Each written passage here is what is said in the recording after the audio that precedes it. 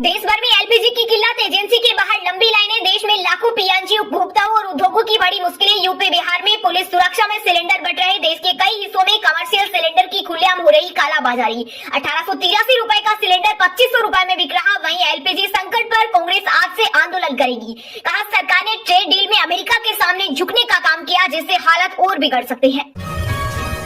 लोकसभा की कार्यवाही शुरू होते ही विपक्ष ने किया हंगामा। नरेंद्र सरेंडर के लगाए नारे। विपक्ष ने अमेरिका, इजरायल और ईरान जंग का भारत पर असर और गैस पेट्रोल के मुद्दे पर चर्चा की मांग की। राहुल गांधी बोले पीएम मोदी कॉम्प्रोमाइज है, हमें बोलने से रोका गया। साथ ही कहा मोदी ने खुद को तो ट्रंप के आगे सरेंडर कर दिया, अब हमें भी बोलने नहीं दिया जा रहा। पीएम मोदी ने केरल और तमिलनाडु को दी बड़ी सौगात। दोनों राज्यों में कुल 16,450 करोड़ रुपए के प्रोजेक्ट का किया उद्घाटन और शिलान्यास। ये project energy, highway, rural infrastructure, railway और दूसरे सेक्टर से जुड़े हैं। प्रधानमंत्री बोले केरल को मलयाली नाम मिला, इसकी खुशी चेहरों पर दिख रही।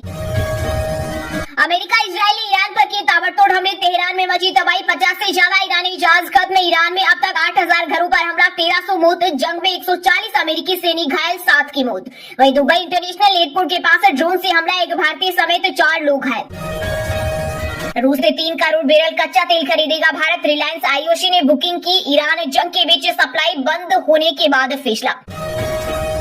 पंजाब में कमर्शियल सिलेंडर का 3 दिन का स्टॉक बचा, सप्लाई ठप। बुकिंग में 7 से 8 दिन की पेंडिंग, 10,000 शादियों पर संकट।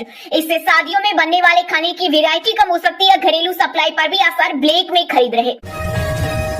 देसी फाइटर जेट के आगे पानी मांगेगा राफेल और F-35। भारत ने फ्रांस से 114 राफेल फाइटर जेट खरीद को लेकर तकरीबन 3.25 लाख करोड़ रुपए के ऐतिहासिक सौदे को दिखाई हरी झंडी।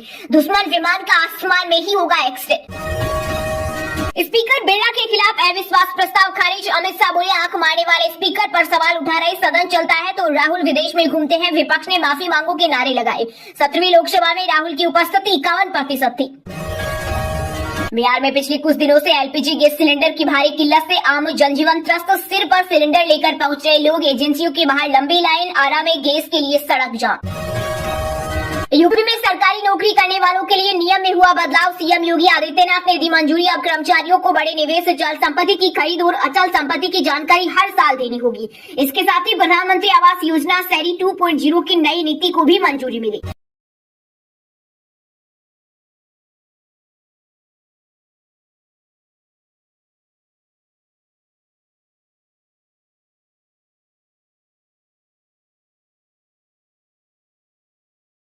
शिकार ग्राहकों को मिलेगी राहत। आरबीआई ने जारी किया नया ड्राफ्ट। 50,000 तक डिजिटल ठगी में 85% तक मिलेगा मुआवजा। ये सुविधा जीवन में सिर्फ एक बार मिलेगी।